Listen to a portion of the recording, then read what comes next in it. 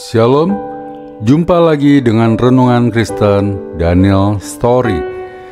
Kali ini kita akan membahas sebuah kisah di mana Tuhan Yesus mengutuk pohon ara yang tidak berbuah. Ada satu pertanyaan saudara, kenapa Tuhan Yesus mengutuk pohon ara? Adalah aneh bahwa Tuhan Yesus mengutuk pohon ara karena pohon ara tersebut tidak berbuah. Nyatanya memang saat itu pohon ara memang belum musim berbuah saudara. Lalu kenapa pohon yang memang belum musimnya berbuah malah dikutuk oleh Tuhan Yesus? Tidak seperti manusia ya saudara, tidak seperti manusia atau malaikat atau setan yang mempunyai akal. Pohon tidak mempunyai akal, pohon tidak mempunyai roh, pohon tidak mempunyai satu kehendak bebas kapan dia mau berbuah dan kapan tidak mau berbuah saudara. Lalu kenapa dikutuk seolah-olah pohon ini seperti manusia yang mempunyai akal dan kehendak bebas? Momen Tuhan Yesus mengutuk pohon ara adalah momen satu-satunya Tuhan memakai kuasanya untuk mematikan. Yang selama ini kita baca ya, Tuhan memakai kuasanya untuk musisat, untuk mencipta, untuk kesembuhan, dan bukan untuk mematikan saudara. Baru terjadi satu-satunya kisah Tuhan menggunakan kuasanya untuk mematikan ya di pohon ara ini saudara. Saya akan sampaikan dua pendapat kenapa pohon ara tersebut dikutuk oleh Tuhan Yesus. Tapi sebelumnya kita baca dahulu kisah di mana Tuhan Yesus mengutuk pohon ara tersebut. Kita buka di Markus 11 ayat yang ke-12 sampai 14. Saya bacakan. Keesokan harinya sesudah Yesus dan ke-12 muridnya meninggalkan Betania, Yesus merasa lapar. Ke-13, dan dari jauh ia melihat pohon ara yang sudah berdaun. Ia mendekatinya untuk melihat kalau ia mendapat apa-apa pada pohon itu. Tetapi waktu ia tiba di situ, ia tidak mendapat apa-apa selain daun-daun saja, sebab memang bukan musim buah pohon ara. Saya ulangi, sebab memang bukan musim buah ara. Ayat yang 14, maka katanya kepada pohon itu, jangan lagi seorang pun makan buahmu selama-lamanya. Dan murid-muridnya pun mendengarnya. Saya ulangi sekali lagi, jangan lagi seorang pun makan buahmu selama-lamanya. Jadi jelas saudara, saat itu pohon ara memang tidak sedang lagi musim berbuah.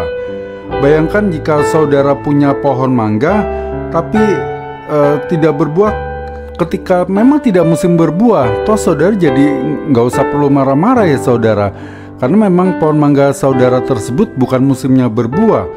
Saudara tidak perlu marah-marah apalagi mengutuknya saudara. Saudara pasti tahu kapan pohon saudara tersebut musim berbuah dan kapan tidak.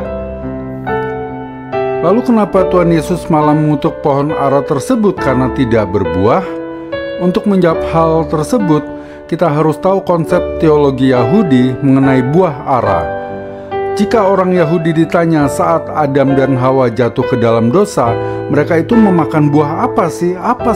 Buah apa sih yang mereka makan itu sehingga mereka jatuh ke dalam dosa? Bangsa Yahudi beranggapan bahwa buah yang dimakan Adam dan Hawa adalah buah pohon ara. Dasar logikanya apa? Kita buka di Kejadian 3 ayat 7. Saya bacakan. Maka terbukalah mata mereka berdua dan mereka tahu bahwa mereka telanjang.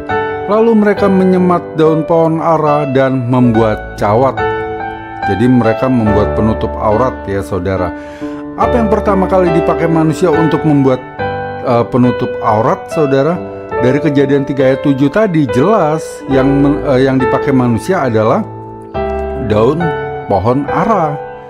Ketika saudara telanjang dan saudara malu, ada orang yang melihat, pasti saudara akan mengambil benda terdekat ya saudara untuk menutup aurat saudara.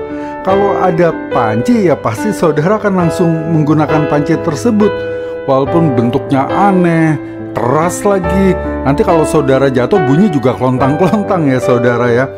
Jadi jika ada sabut kelapa nih di depan saudara, saudara akan pakai sabut kelapa. Dengan pertimbangan apa? Pertimbangan dekat, saudara bisa langsung ambil sabut kelapa. Bukan dengan pertimbangan sabut kelapa daya serapnya tinggi, ya. Tapi gatal juga kalau kita pakai sabut kelapa ya saudara. Jalan 5 meter juga lecet. Sabut kelapa saudara dipakai lagi untuk penutup aurat, ya. Nah, jadi kalau kita berpikir saudara, ketika kita memerlukan penutup aurat, kita tidak akan berjalan 1 kilometer untuk mencari penutup aurat. Benar gak saudara? Kita akan cari benda terdekat. Kita nggak akan berjalan 100 meter saudara untuk mencari yang bisa kita gunakan untuk menutup aurat. Pasti yang ada di dekat kita ini yang langsung kita ambil untuk menutup aurat kita, karena jelas malu saudara. Nah, demikian juga dalam logika bangsa Yahudi, ketika Adam dan Hawa memakan buah ara tersebut, seketika itu juga mereka sadar mereka telanjang saudara. Maka mereka mengambil benda terdekat yang ada di hadapan mereka. Apa? Daun pohon ara yang ada di depan mereka. Mereka pakai untuk menutup aurat mereka. Itulah sebabnya kenapa ada kepercayaan di bangsa Yahudi bahwa buah yang dimakan Adam dan Hawa adalah buah ara tersebut. Karena ketika mereka memakan buah tersebut, mereka langsung seketika itu juga sadar mereka telanjang, dan mereka langsung mengambil daun pohon ara untuk menutupi aurat mereka karena malu, saudara.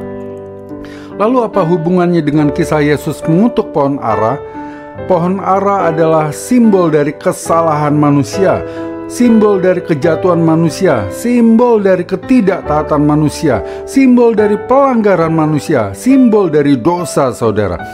Jadi jika Tuhan Yesus mau menganalogikan bahwa Yesus sudah menyelesaikan dosa manusia, Tuhan Yesus sudah menyelesaikan akibat pelanggaran dosa manusia tersebut, semua sudah Tuhan selesaikan. Tuhan menganalogikan dengan mengutuk pohon ara dan meminta untuk kita tidak memakan atau mengulangi dosa kita lagi saudara. Tuhan mau memberi suatu metafora atau perumpamaan bahwa dosa menghasilkan kutuk, tetapi Tuhan Yesus sendiri yang akan membereskan kutuk tersebut dengan mematikan sumber dosa itu, dengan mematikan dosa keturunan itu, ya saudara. Itu tadi adalah pendapat pertama saudara mengenai kisah Tuhan Yesus mengutuk pohon ara. Pendapat kedua yaitu Yesus sering mengatakan perumpamaan, ya. Misalkan perumpamaan rumah yang dibangun di atas pasir, yang dibangun di atas batu, kemudian ada perumpamaan anak yang hilang, perumpamaan penabur, dan perumpamaan lainnya saudara, masih banyak lagi. Perumpamaan tersebut adalah perumpamaan yang diucapkan, tetapi ada juga saudara perumpamaan yang diperagakan. Contoh perumpamaan yang diperankan atau diperagakan ada dalam Hosea 1 ayat 2 dan seterusnya. Nanti saudara baca dan saudara dalami sendiri ya saudara. Jadi semua yang Hosea lakukan di Hosea 1 ayat 2 dan seterusnya itu adalah atas perintah Tuhan, sampai menentukan nama anaknya pun atas perintah Tuhan. Hosea disuruh mengawini seorang perempuan sundal saudara. Setelah dikawini, perempuan tersebut malah balik lagi ke persundalannya. Melalui kisah ini Tuhan mau memperagakan suatu perumpamaan bahwa Hosea seperti Tuhan yang memungut seorang perempuan sundal, yaitu Israel. Tetapi perempuan sundal itu balik lagi kepada persundalannya, seperti Israel yang balik lagi pada dosa persundalannya, yaitu penyembahan berhala. Tuhan tidak melihat masa lalu persundalan Israel dan mau mengangkat Israel, malah Israelnya kembali lagi pada dosa persundalan, yaitu dengan melakukan penyembahan berhala. Israel adalah bangsa yang tegar tengkuk, tetapi Tuhan memaafkan lagi dan lagi saudara. Kisah tersebut adalah suatu perumpamaan, tetapi yang sifatnya adalah diperagakan, diperankan. Contoh lain perumpamaan yang diperagakan ada dalam Yunus 4 ayat 6-11. Saya bacakan. Lalu atas penentuan Tuhan Allah, tumbuhlah sebatang pohon jarak melampaui kepala Yunus untuk menaunginya, agar ia terhibur daripada kekesalan hatinya. Yunus sangat bersukacita karena pohon jarak itu. Ayat yang ke-7, tetapi keesokan harinya ketika fajar menyingsing, atas penentuan Allah datanglah seekor ulat yang menggerek pohon jarak itu sehingga layu. Ayat yang ke-8, segera sesudah matahari terbit, maka atas penentuan Allah bertiuplah angin timur yang panas terik, sehingga sinar matahari menyakiti kepala Yunus. Lalu rebahlah ia lesu dan berharap supaya mati. Katanya, lebih baik aku mati daripada hidup. Ayat yang ke-9, tetapi berfirmanlah Allah kepada Yunus, layakkah engkau marah karena pohon jarak itu? Jawabnya, selayaknya lah aku marah sampai mati. Ayat yang ke-10, lalu Allah berfirman, engkau sayang kepada pohon jarak itu, yang untuknya sedikit pun engkau tidak berjerih payah, dan yang tidak engkau tumbuhkan, yang tumbuh dalam satu malam dan binasa dalam satu malam pula. Ayat yang ke-11, bagaimana tidak aku akan sayang kepada Niniwe, kota yang besar itu, yang berpenduduk lebih dari 120.000 orang, yang semuanya tak tahu membedakan tangan kanan dan tangan kiri dengan ternaknya yang banyak.